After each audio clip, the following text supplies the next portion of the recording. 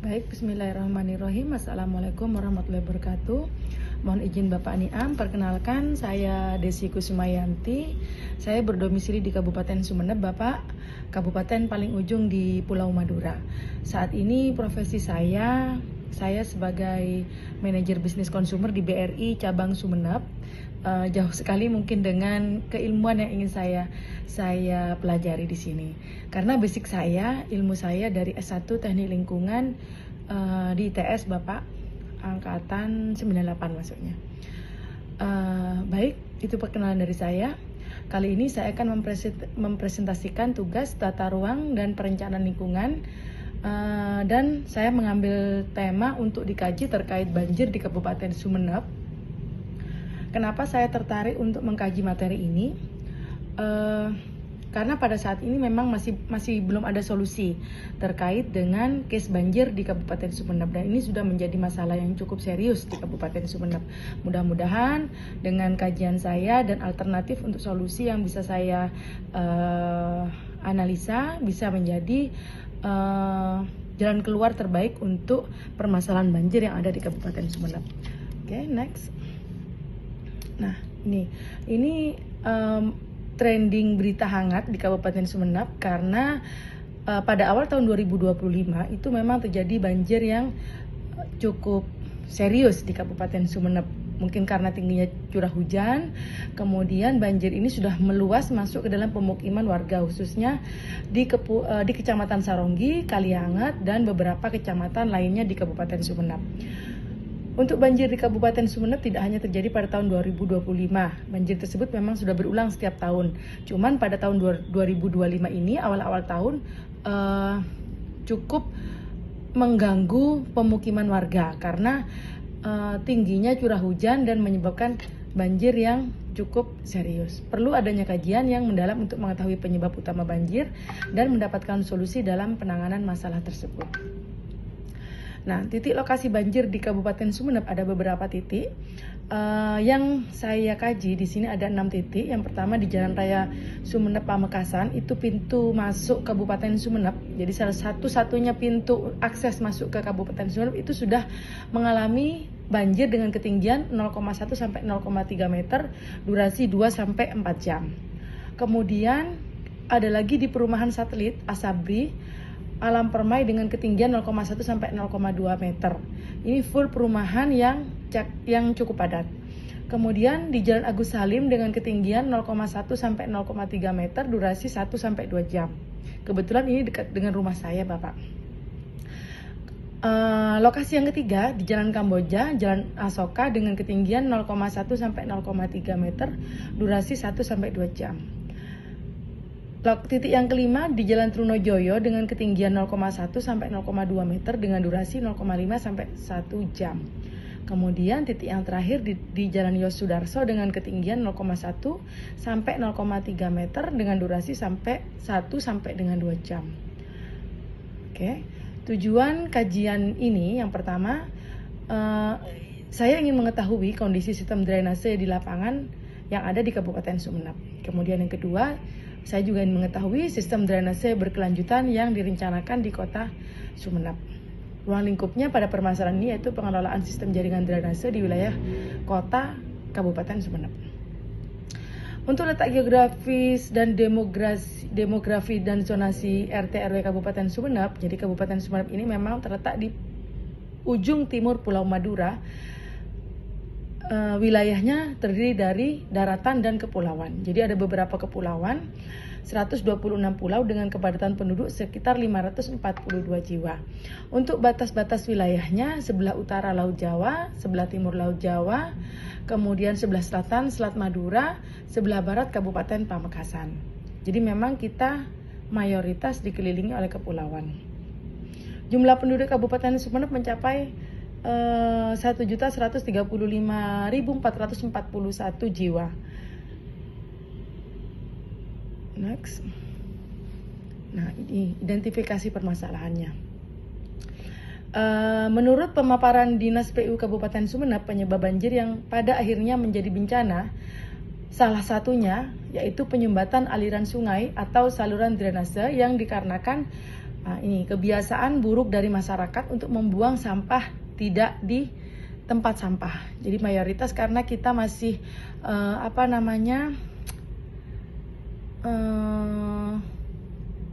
pendidikan masyarakat itu masih menengah ke rendah, jadi kebanyakan sih membuangnya ke sungai. Kemudian endapan sedimen di hilir sungai sehingga mengurangi daya tampung sungai. Untuk desain saluran yang sudah tidak memenuhi syarat. Jadi memang perlu di-upgrade lagi untuk desain saluran airnya. Curah hujan yang tinggi di atas rata-rata. Nah, ini memang penyebab utama menurut saya karena memang pada awal-awal bulan di tahun 2025 ini curah hujan cukup tinggi sehingga itu yang menyebabkan terjadinya banjir. Kemudian yang ketiga, pendirian rumah di sepanjang sungai. Penggundulan hutan, sedikitnya daerah serap atau salah sistem kelola tata ruang. Yang keenam, mungkin salah satunya banjir rob di kawasan pesisir. Untuk metode pengumpulan data, di literatur kami secara umum merujuk pada paper riset Idung Risdianto pada Wicaksono di 2025 dan IPB berjudul Karakteristik Daerah Aliran Sungai di Pulau Madura, yang secara hidrologi sistem sungai di Pulau Madura termasuk Sumeneb sangat dipengaruhi oleh jenis tanah, tutupan lahan dan morfologi daerah aliran sungai. Khususnya di Sungai Marengan, Patean, ini memang cukup sempit gitu Pak kalau saya analisa. Jadi ketika sudah pasang air laut pasang dan curah hujan tinggi, itu sudah meluap gitu, sudah ngepres gitu. Nah, itu yang menyebabkan salah satunya banjir yang saat ini sedang marak sekali. Kemudian salah satu pengembangan sistem jaringan drainase dalam mengurangi volume banjir adalah sistem drainase yang berkelanjutan. Menurut Maharaj, fungsi utama sustainable drainase sistem adalah menyediakan drainase air permukaan yang efektif, perlindungan risiko banjir, dengan pengendalian air hujan perkotaan yang umum melalui pengaturan saluran terbuka dan penyimpanan. Oke. Kemudian, nah ini pembahasan yang menurut analisa kami, Sumeneb kembali dilanda banjir pada pertengahan Mei 2025 akibat hujan deras yang mengguyur wilayah tersebut. Jadi banjir ini menyebabkan sejumlah sungai meluap dan merendam beberapa titik termasuk pemukiman warga. Beberapa desa yang berdampak parah, salah satunya Desa Babalan, Desa Patian di Kecamatan Batuan, serta Desa Nembakor di Kecamatan Saronggi. Ketinggian air di beberapa lokasi bervariasi, mulai dari 30 cm di jalan raya hingga mencapai 50-60 cm. Nah, ini beberapa informasi. Next, nah ini beberapa berita yang lagi hot news, yang lagi marak di Sumeneb terkait dengan banjir. Dan banjir di Sumeneb ini tidak hanya merendam pemukiman warga, tetapi juga menjadi korban adalah tambak garam. Lahan garam dari para petani garam itu sudah banyak mengalami kerugian. Ya. Nah, ada beberapa dampak yang bisa saya analisa, ada dampak ekonomi dan dampak sosial. Untuk banjir di Sumeneb tidak hanya berdampak pada pemukiman, tetapi juga merendam ratusan hektar lahan garam milik warga dan PT Garam. Nah, ini berpotensi menimbulkan kerugian ekonomi yang signifikan bagi masyarakat yang menggantungkan hidup pada hasil dari pertanian garam. Selain itu, banjir rob juga dilaporkan terjadi di wilayah kepulauan Sumeneb seperti Desa Saubi. Desa Saubi ini masuk Pulau Raas, Kecamatan Kangayan yang telah bertahun-tahun mengalami banjir. Dan di Pulau Saubi sudah biasa banjir, jadi tanpa bantuan sudah bisa eksis gitu masyarakat sana.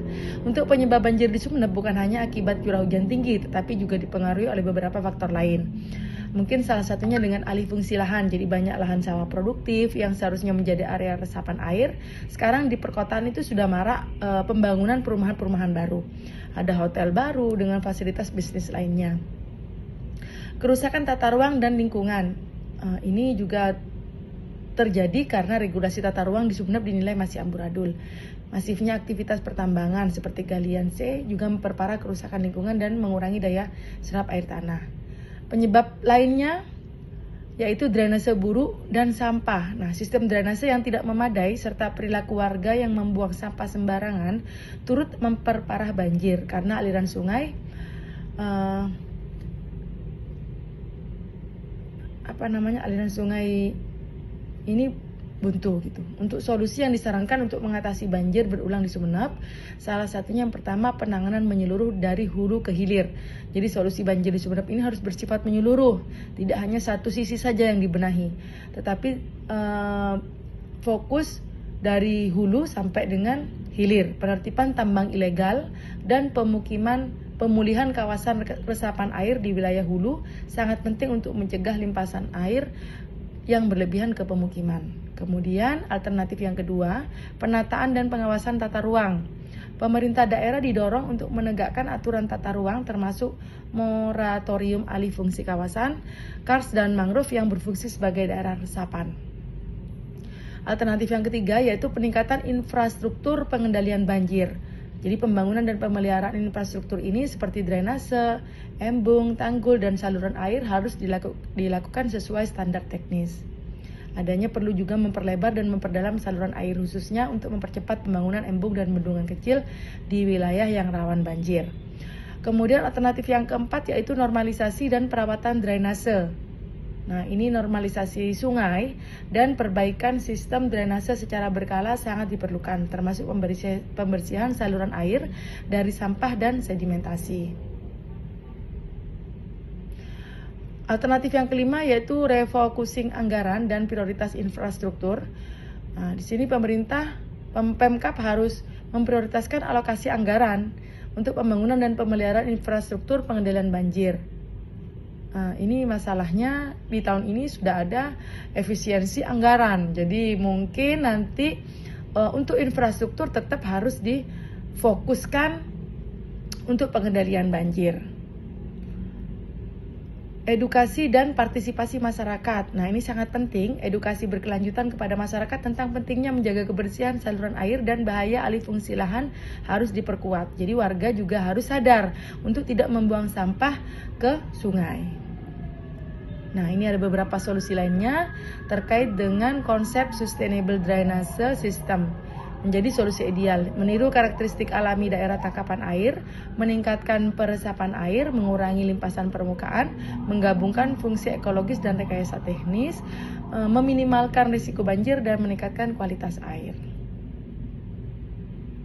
Jadi kesimpulan yang bisa saya ambil di sini bahwa banjir di Sumeneb tahun 2025 ini merupakan akumulasi dari curah hujan yang cukup ekstrim, kemudian juga karena buruknya tata kelola ruang, alih fungsi lahan resapan, serta kerusakan lingkungan. Sementara solusi untuk jangka panjang menuntut perbaikan tata ruang, penegakan hukum, pembangunan infrastruktur, edukasi masyarakat, kesadaran masyarakat, dan sinergi lintas sektor. Tanpa langkah konkret dan kolaborasi dari semua pihak, banjir berulang akan sulit diatasi secara permanen. Baik. Mungkin itu saja yang bisa saya sampaikan, Bapak. Mohon koreksi dan masukannya karena saya banyak lupa tentang ilmu teknik lingkungan. Jadi mudah-mudahan dengan saya belajar di sini saya tetap mendapatkan ilmu baru dengan minimalis aplikatif yang saya dapatkan kali ini. Mudah-mudahan bermanfaat. Kurang lebihnya mohon maaf. Wabillahi taufiq wal hidayah. Wassalamualaikum warahmatullahi wabarakatuh.